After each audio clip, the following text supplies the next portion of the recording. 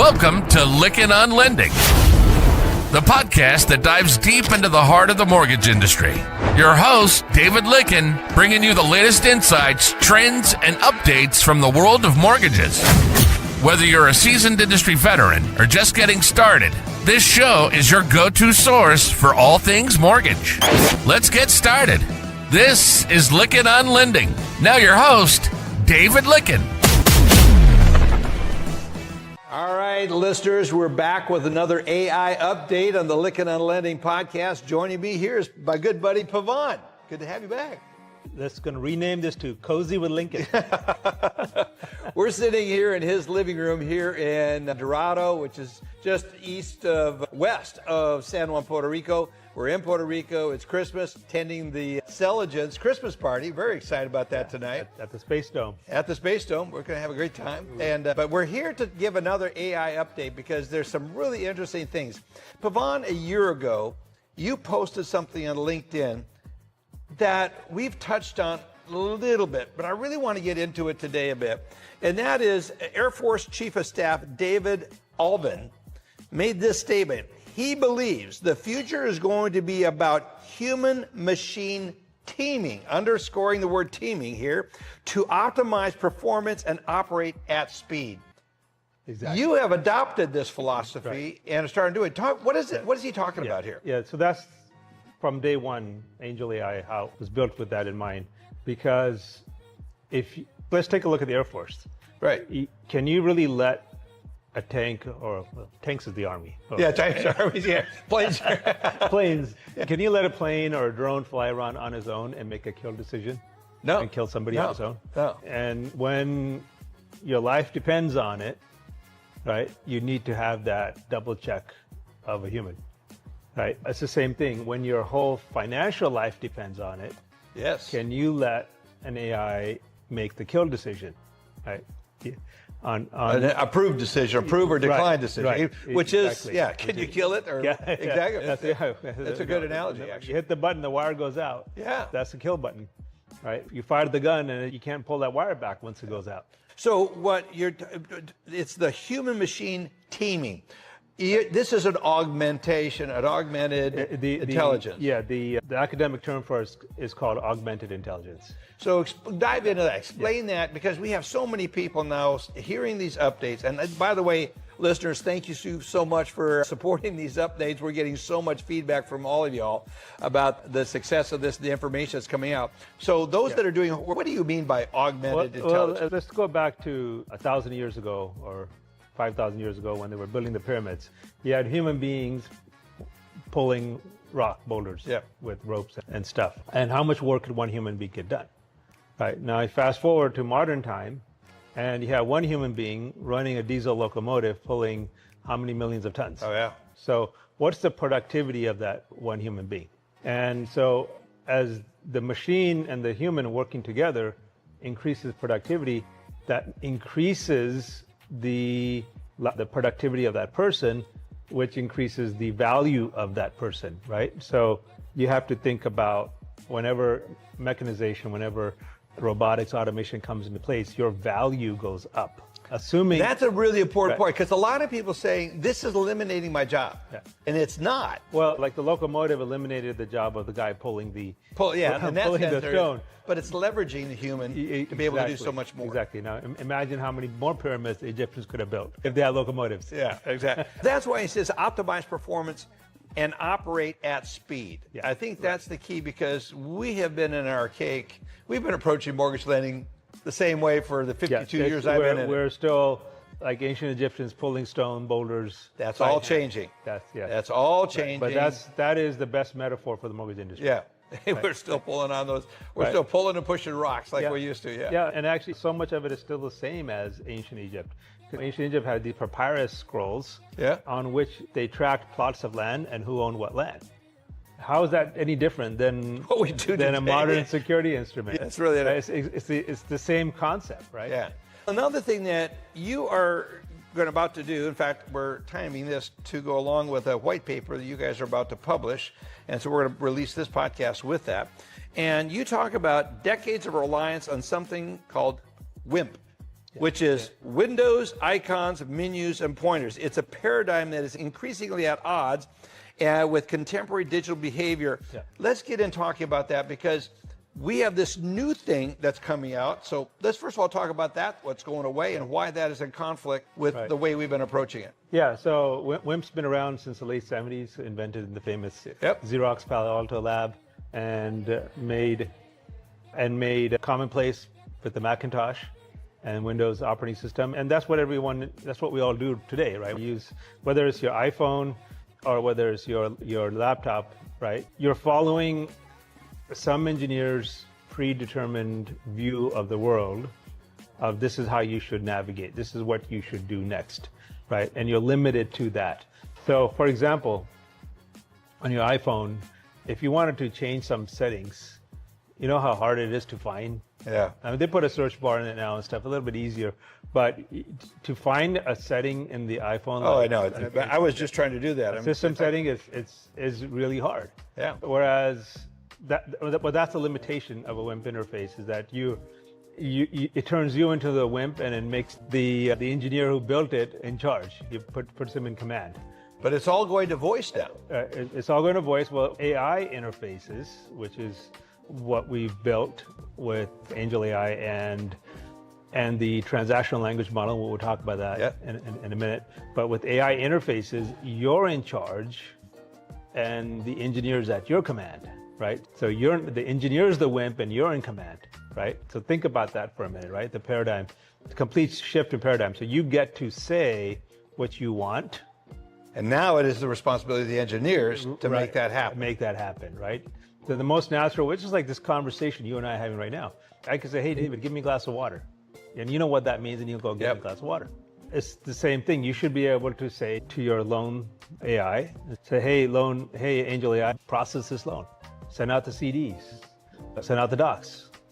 You know, whatever it is you want, you should just be able to say it, and it should just go and do it. And when it does it, and you can say, let me look at the CD, then poof, it should just pop up. Right. Pop up and show you, it should generate it on the fly, understand your command, process your command, and generate the output that you requested and the way you normally like to see it, and come back up. And that's so many of our I think we're up to 110 now, patents. So many of our patents are around how to integrate human and AI together. Going back to what General Dr. Alvin. Dr. Alvin said, is it's about human and machine, man and machine working as one unit, and that has to be seamless and accurate, and you can't be wrong either, right? That's where the transactional language model, which we talked about in the last podcast, that's where that comes in, because the AI cannot ever be wrong. Otherwise, you lose trust in the AI. And if you look at the problems that are happening right now, where hundreds of billions of dollars being invested in AI data centers, and they think they can solve the problem by throwing more hardware at it.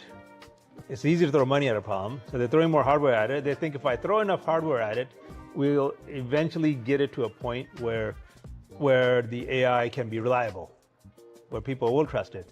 So because the AI is not reliable, it does cool stuff, but it's not reliable. You're spending hundreds of billions of dollars investing in data centers, but you're not getting a return because no one can actually rely on what it's doing. And again, that's where we saw the problem in a different way. We said, you know what? And when you understand the online math, you're like, you know what? I'm not going to put billions into data centers, and I don't think that's going to solve the problem. And we're going to just develop a better algorithm, right? And develop new math, and that's what we did. You talk about this, and by the way, listeners, you got to read this white paper when we release this. There's so much great information there, and we also have a new guest. And we have a new guest on here. You might say the podcast has gone to the dogs. I don't know. Anyway, it's beautiful. It just makes it that much more real.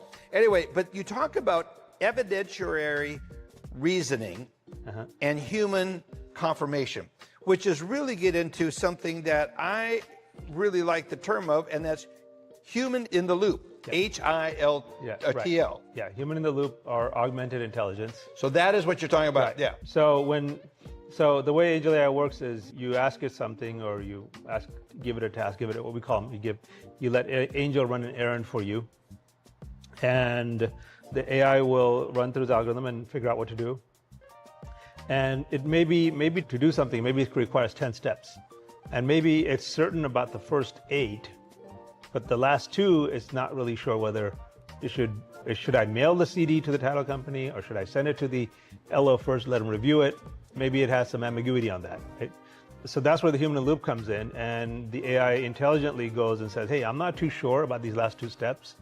And then we have people behind the scenes that are 24/7 monitoring the AI.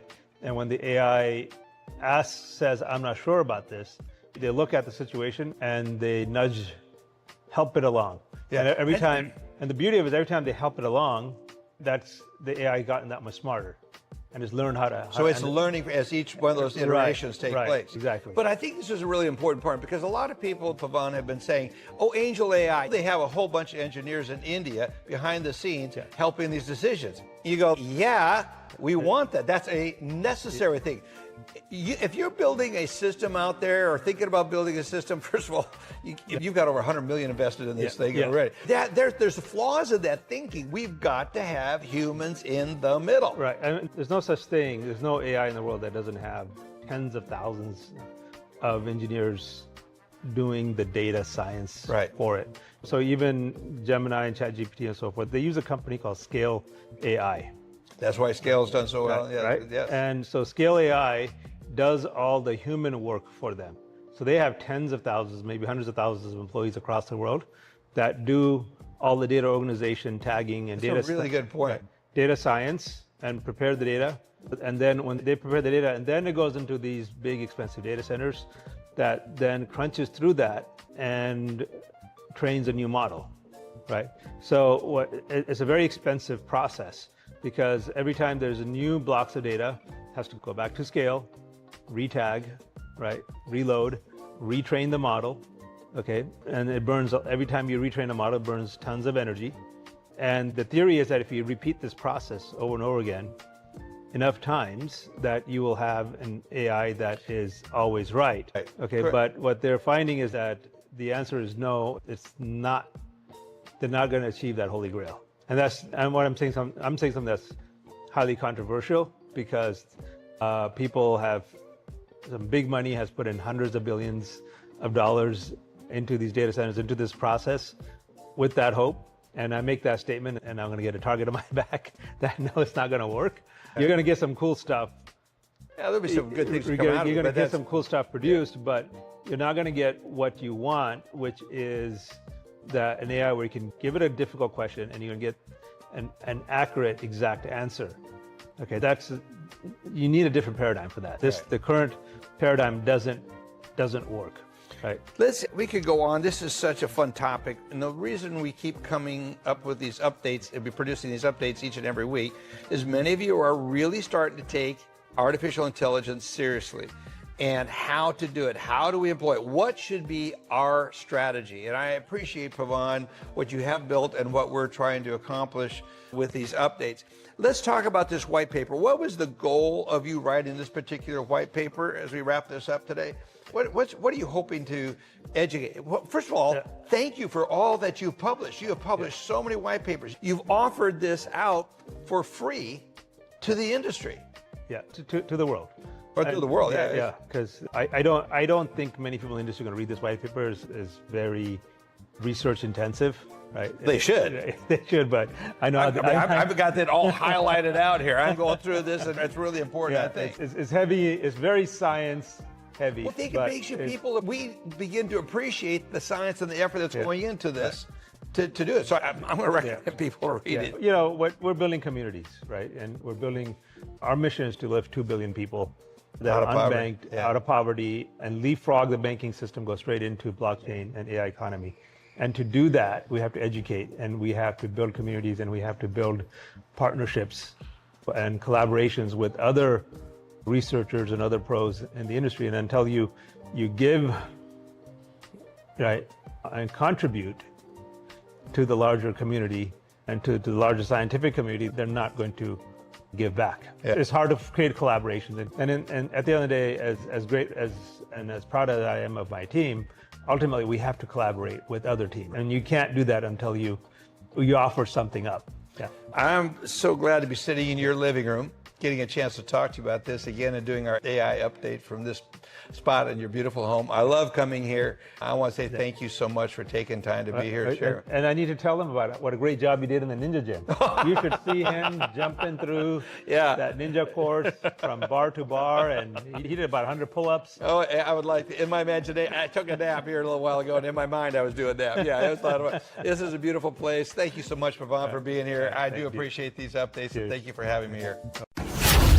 You've been listening to Lickin' on Lending. Our passion is to bring you the latest insights, trends, and updates from the world of mortgages. So on this show, if you're a seasoned industry veteran or just getting started, it's your go-to source for all things mortgage. We hope you've enjoyed the show. We'll be back soon. Take care, and we'll see you next time on Lickin' on Lending.